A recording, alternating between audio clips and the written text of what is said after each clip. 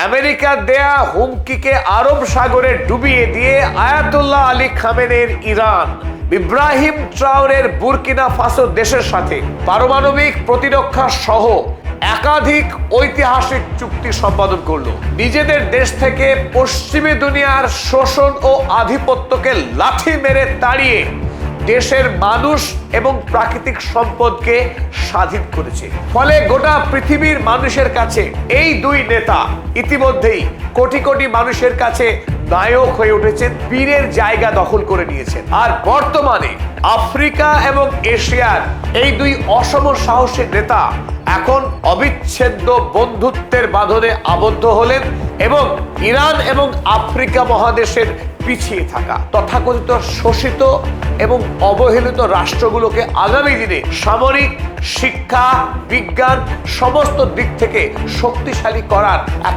মহা সংকল্প গ্রহণ করলেন আয়াতুল্লাহ আলী খামেনেইর ইরান।